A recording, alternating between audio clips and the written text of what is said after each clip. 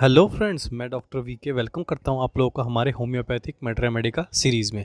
तो फ्रेंड्स, आज हम पढ़ने वाले हैं एसआरएम यूरोपियम होम्योपैथिक मेडिसिन के बारे में। तो चलिए सबसे पहले एक छोटा सा ओवरव्यू कर लेते हैं, उसके बाद इसके की यूजेस को समझेंगे और फिर चलेंगे रेमेडी प्रोफाइल पर और जानेंगे मेंटल सिम्टम्स क्या है रहेंगे पेशेंट के, फिजिकल सिम्टम्स क्या रहेंगे एंड मोडेलिटीज़ क्या रहेंगी।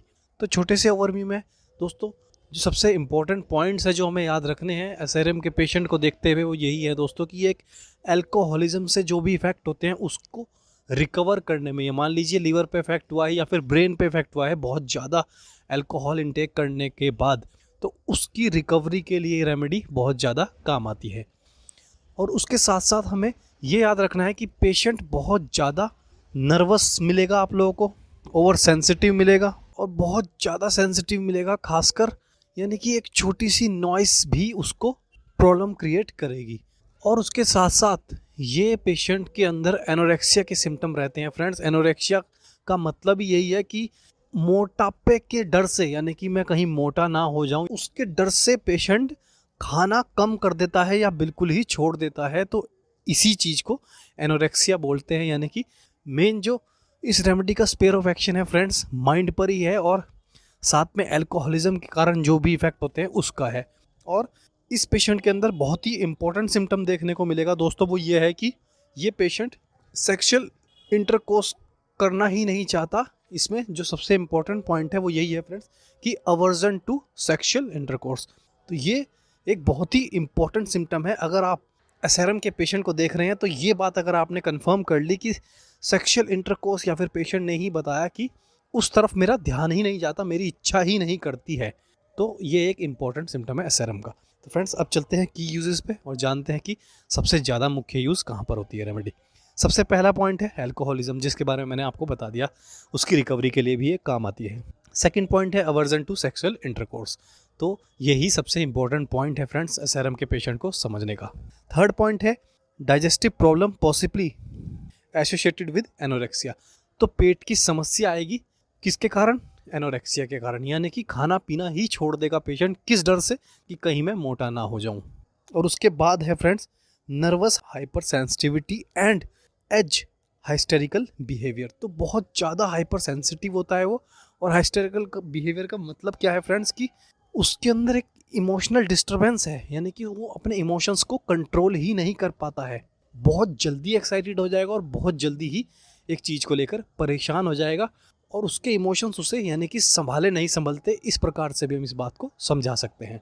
अंत में बात की गई है फ्रेंड्स सीवियर इंसोम्निया, तो उसके नर्वस डिसऑर्डर होने के कारण ही फ्रेंड्स उसके अंदर इंसोम्निया पैदा होता है, यानी कि उसकी ब्रेन में एक्टिविटीज़ इतनी ज़्यादा हाइपर हो जाती हैं या फिर उसकी छोटी सी बात भी उसे इस तरीके से चुभती है कि वो सारी रात उसी बात को सोचता रहेगा, उसके दिमाग में वही बातें चलती रहेंगी और उसी के कारण उसको इंसोम्निया कंडीशन भी पैदा हो जाती है।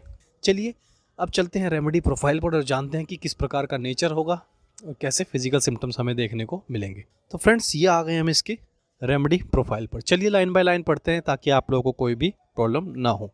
People who respond best to a serum are nervous, excitable, oversensitive. They are usually weak, often feel chill, and are unable to live robust, ordinary life. तो नेचर कैसा बताया गया है फ्रेंड्स? बहुत ज़्यादा नर्वस, एक्साइटेबल और बहुत ज़्यादा ओवर सेंसिटिव, जिसकी मैंने आपको स्टार्टिंग में बात बताई थी कि जरा सी बात भी उसे चुप जाएगी, एक छोटा सा साउंड भी उसको प्रॉब्लम क्रिएट करता है, तो हर चीज़ से उसको सेंसिटिविटी है। और उसके साथ साथ ये पेशेंट क्या फील करता है? बहुत ज़्यादा ठंड इसको लगती है और ये कभी भी ऑर्डिनरी लाइफ नहीं जी पाता है। ऑर्डिनरी लाइफ से इनका कहने का मतलब है दोस्तों कि कभी भी फुल्ली फिट नहीं रहेगा, यानी कि बिल्कुल प्रॉपर हेल्दी अपने पूरे जीवन में रहेगा ही नहीं बिल्कुल भी।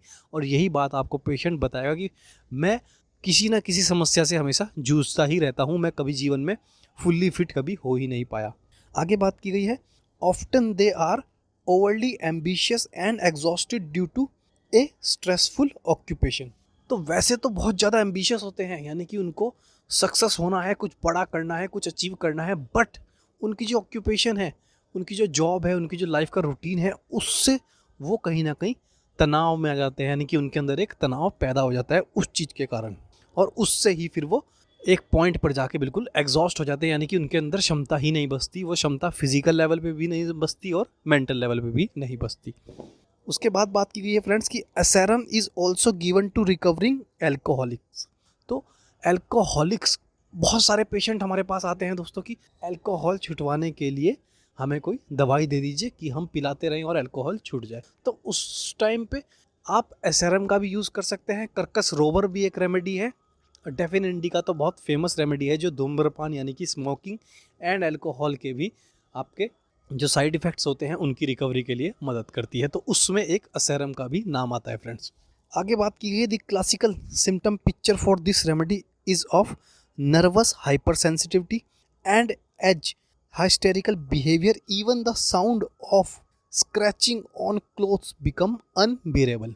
तो मान लीजिए अगर कपड़ा, यानी कि कोई कपड़ा फाड़ भी रहा है या फिर कोई ड्रिल चल रही है या फिर कोई मशीन चल रही है, तो उनको वो चीज़ बिल्कुल चुभती है, यानी कि वो बिल्कुल भी झेल नहीं सकते। एक छोटा सा साउंड भी या फिर कुछ सेकंड का साउंड भी वो झेल नहीं सकते। इसमें एग्जांपल दिया गया है कि कोई कपड़ा स्क्रैच कर रहा है, यानी कि कोई कपड़ा उधाड़ रहा है या फिर उसमें खिंचाव जैसे कपड़ा फटने की साउंड होती है, तो वो एक नॉर्मल सा साउंड भी एक पेशेंट बर्दाश्त नहीं कर सकता। तो इतनी ज़्यादा सेंसिटिविटी है इसको। और ये सेंसिटिविटी सिर्फ इस चीज़ से नहीं है फ्रेंड्स, हर चीज़ से बहुत ज़्यादा ओवर सेंसिटिव रहेगा। बातों से भी, साउंड से भी, स्मेल से भी, नॉइस से तो रहेगा ही रहेगा, लाइट से भी रहेगा, और इसने क्या पहना है, ये क्या बोल रहा है, उस हर एक चीज़ उसे चुभती है फ्रेंड्स। आगे बात की गई है, other symptom commonly include nervous exhaustion, restlessness, hand ringing and severe insomnia. तो जो कॉमन सिम्टम्स हैं फ्रेंड्स, पहले भी हमने उसके बारे में बात कर ली है। उसमें क्या है, नर्वस एग्जॉशन, एक टाइम पे वो बिल्कुल एग्जॉस्ट हो जाता है और उसकी जो नर्वस सिस्टम है वो बहुत ज़्यादा वीक पड़ जाता है। और इन्हीं चीज़ों से, यानी कि वो ओवर सेंसिटिव है तो उसकी ओवर सेंसिटिविटी एक टाइम पे हावी हो जाती है उसी के ऊपर। बेचैनी है, रेस्टलेसनेस है, और उसके साथ साथ हैंड रिंगिंग की बात की गई है फ्रेंड्स। इसका मतलब है हाथ के ऊपर हाथ रखकर बैठ जाना। अगर आप गूगल पे भी सर्च करेंगे तो आप लोगों को समझ आएगा, ये एक साइन होता है जैसे कि कोई आदमी निराशा शो करता है कि अब कुछ बचा नहीं है। एक दुखद खबर आने पर भी इंसान ऐसा बिहेवियर दिखा सकता है, या फिर निराशा जब इंसान शो करता है तब भी वो ऐसा पोस्चर बनाता है। और उसके साथ साथ सीवियर इंसोम्निया की बात की गई है कि नींद बिल्कुल ही नहीं आती, बहुत ज़्यादा बुरा हाल होता है, यानी कि पेशेंट बताएगा हफ्तों मुझे नींद नहीं आती है, और छोटी सी बात अगर दिन में हो जाए तो वही मेरे दिमाग में सारी रात चलती रहेगी। आगे बात की गई है, and a sensation of floating and dizziness. तो उसे हमेशा ऐसा लगता है कि मैं या फिर मेरा ब्रेन तैर रहा है, फ्लोट कर रहा है, और उसके साथ साथ सब कुछ घूम रहा है। तो वो आपके पास, उसे नहीं पता कि ये फ्लोटिंग की सेंसेशन है या फिर एक डिजीनेस है, तो वो तो आपके पास एक सिंपल सा केस लेके आएगा कि मुझे चक्कर आने लग गए हैं आजकल। बट जब आप केस टेकिंग करेंगे और आप लोगों को समझ आएगा कि ये तो एसेरम का पेशेंट है, तब आपको उसकी डीपनेस समझ आएगी कि वो कारण तो उसके नर्वस सिस्टम डिसऑर्डर के कारण ऐसा उसके साथ हो रहा है। आगे बहुत इंपॉर्टेंट बात की है फ्रेंड्स की, नॉइस में trigger pain in the year and teeth. तो नॉइस से इतनी ज़्यादा सेंसिटिविटी है इस पेशेंट को कि उसको जो आवाज़ है उसके ईयर में तो पेन करती करती है, उसके साथ साथ उसके दांतों में भी पेन करेगी। यानी कि एक हल्की सी रगड़, एक सिक्का भी गिरा अगर धरती पर, एक पेन भी गिरा है, तो उसको वो चीज़ चुभती है। आगे बात की गई friends, digestive problem with an aversion to eating possibly associated with anorexia may accompany this disturbed state. तो वही जो हमने स्टार्टिंग में बात की थी फ्रेंड्स कि वो उस डर से खाना छोड़ देगा कि कहीं मैं मोटा ना हो जाऊं, तो वो एक कंडीशन आएगी जब उसको एनोरेक्सिया हो जाएगा, उसका डाइजेशन सिस्टम बिल्कुल गड़बड़ा जाएगा, वो बिल्कुल दुबला पतला हो जाएगा, सूख जाएगी, हड्डियाँ उसकी बाहर आ जाएंगी। आगे बात की है, देयर इज़ ऑफ्टन एल्कोहलिज्म और a desire for alcohol and an aversion to sexual intercourse. तो इस पॉइंट को, इस लाइन को दोस्तों आपको माइंड में रखना ही रखना है जब भी आप एसेरम का पेशेंट लेंगे। अल्कोहल की डिज़ायर हमेशा बनी रहेगी, बट सेक्शुअल इंटरकोर्स से उसको अवर्जन रहेगा। तो ये बहुत सारी रेमेडीज़ को सेपरेट कर देती है ये रेमेडी, सिर्फ इसी पॉइंट से। अगर आपके माइंड में ये पॉइंट अगर आपको याद है तो आपको बिल्कुल भी कन्फ्यूज़न नहीं होगी इस पेशेंट को देखते हुए। चलिए मोडालिटीज़ की बात कर लेते हैं एक बार। सिम्टम बेटर कब हो रहे हैं? For damp weather, for bathing in cold water. तो ये पेशेंट के जो मोडालिटीज़ है वो भी बहुत डिफरेंट है फ्रेंड्स। इस पेशेंट को डैम्प वेदर यानी कि बारिशों वाला वेदर, नमी वाला वेदर अच्छा लगता है, इससे इसको आराम मिलता है और ठंडे पानी से नहाने से इसको आराम मिलता है। अब देखिए अग्रावेशन कितने अलग हैं इसके। तो सिम्टम वर्स कब होते हैं? कोल्ड से, ड्राई वेदर से, for any noise, even the thought of noise, for penetrating sound. तो अगर कोई शोर की बात भी या फिर इसके माइंड में विचार भी आ जाएगा ऐसा कि कुछ शोर होगा या होने वाला है, तब भी उसको एग्रावेशन हो जाएगा। और ठंड से उसको एग्रावेशन है, बट ठंडे पानी से वो नहाना चाहता है और बारिश वाले दिन उसको बेहतर लगते हैं। और फॉर पेनिट्रेटिंग साउंड, तो उसका एग्जांपल तो हम दे ही चुके हैं। अगर कपड़ा भी हल्का सा फटे तो उसको प्रॉब्लम क्रिएट होती है, यानी कि उसको एग्रावेशन होता है। तो फ्रेंड्स आप समझ सकते हैं कितना ज़्यादा हद तक उसके अंदर सेंसिटिविटी है, खासकर नॉइस को लेकर।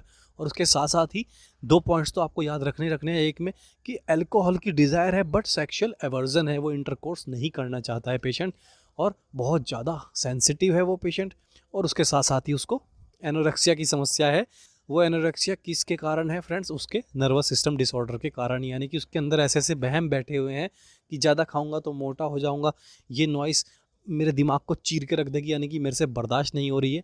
और भले ही अधिक ये भी बताया गया है फ्रेंड्स कि कितना एम्बिशियस होता है वो पेशेंट, यानी कि वो चाहता है कि मैं सक्सेस हूँ, मैं मेहनत करूँ, मैं आगे बढ़ूँ जीवन में, मुझे सक्सेस मिले, बट उसका जो शेड्यूल है, उसकी जो जॉब है, उसका जो ऑक्यूपेशन है, वो उसको बिल्कुल एग्जॉस्ट करके रख देती है। उसमें उसका जो तनाव है वो झेल नहीं पाता है, और उसी कारण से ये सब स्टार्ट होता है। यानी कि पेशेंट आपको ये भी बता सकता है कि मेरी जॉब बहुत ही स्ट्रेसफुल जॉब है, और जब से मैं इस जॉब में आया हूँ तब से ही मुझे ये सब होने लगा है, और अब ऐसी स्टेज आ गई है कि मैं साउंड बिल्कुल बर्दाश्त नहीं कर सकता हूँ। तो फ्रेंड्स ये तो था छोटा सा ओवरव्यू एसआरएम को लेकर। आशा करता हूँ आप लोगों को आज ये रेमेडी अच्छे से समझ आई होगी। बट अगर आपको कोई भी डाउट है फ्रेंड्स, कमेंट बॉक्स में कमेंट कीजिए, आपकी क्वेरी को ज़रूर कंप्लीट किया जाएगा। तो फ्रेंड्स आपको हमारी सीरीज़ कैसी लग रही है इसके बारे में ज़रूर बताइए। एंड आज के लिए इतना ही दोस्तों, कल आपसे फिर मिलेंगे एक नई रेमेडी के साथ। तब तक के लिए धन्यवाद।